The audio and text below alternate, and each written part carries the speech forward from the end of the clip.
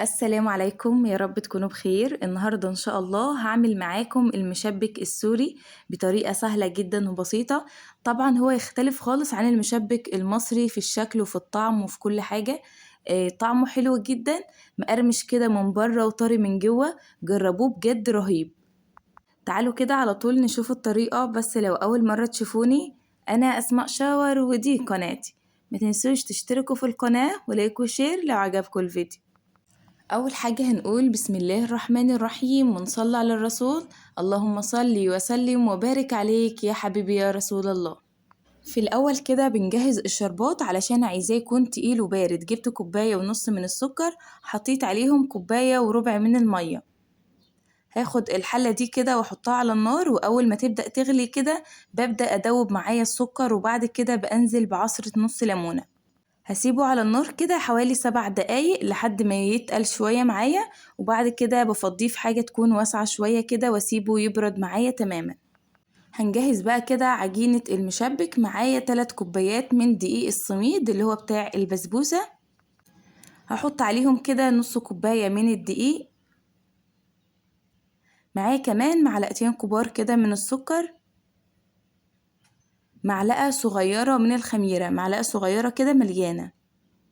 وطبعا هنحط رشة ملح صغيرة خالص، ونقلب كل المكونات دي مع بعضها كده لحد ما يختلطوا مع بعض كويس.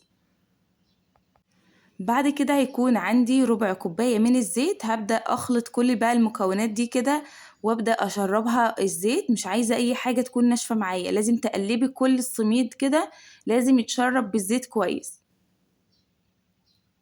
غلفته كله بالشكل ده كده. هكون مجهزة معايا كوبايتين من المية، مية عادية خالص من الحنفية. لو احنا في الشتاء هتحطي مية دافية. وقلب برضو بالمعلقة كده، ولا بيحتاج عجن ولا اي حاجة، يدوبك بتقلبيه بس كده في بعضه بيبقى بالقوام اللي انتوا شايفينه ده. هغطيه بقى كده واسيبه حوالي 10 دقايق يخمر معايا. في الصيف بسيبه من 10 دقايق لربع ساعة، يعني ما تلاقيه بدأ ان هو يرفع معاكي كده. اما في الشتاء بسيبه حوالي نص ساعة. ما تزودوش الخمر بتاعه بس في الصيف، علشان لما تيجي تحطيه كده في الزيت ما يبدأش العجينة تفتح منك. هبدأ اجيب معايا بقى كيس الحلواني زي ما انتم شايفين، واحط فيه على قد اللي انا هعمله كده. يعني ما تكتروش في الكيس، على قد الواحدة اللي انتوا هتعملوها. وجبت بقى زيت غزير يكون على النار كده، يكون الزيت سخن بس مش سخن قوي. وابدأ اشكل كده زي ما انتم شايفين، الفها حلزونة كده.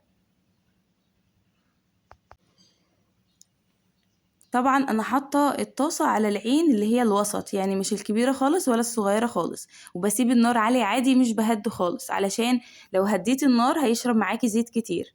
واول ما يبدا ينشف شويه كده بقلبه بالشكل ده. هتعوزي طبعا مساكه او معلقتين قصاد بعض كده علشان تعرفي تقلبيه. افضل بقى اقلب فيه شويه على الجنب ده والجنب ده لحد ما ياخد اللون الذهبي الحلو اللي انتوا شايفينه ده. بصفيه كويس جدا من الزيت وبنزل بيه على طول وهو سخن كده في الشربات. اعمل طبعا واحدة كمان. هنا الزيت بيكون سخن جدا، بروح بقى قافلة النار. تاني مرة اما اجي اشكل بقفل النار واشكل واحدة، وبعد كده بشغل النار عليها علشان ما تتلسحش معاكي بسرعة وتاخد لون وهي لسه مستوتش.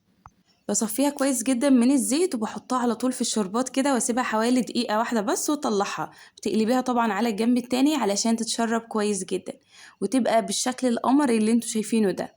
احلى مشبك سوري بجد، هتجربوه. لحد هنا كده انا خلصت الفيديو. يا رب اكون فدتكم باي حاجة. استنوني الفيديو الجاي، استنوني فيديوهات كتير حلوة، واسيبكم في رعاية الله، والسلام عليكم ورحمة الله وبركاته.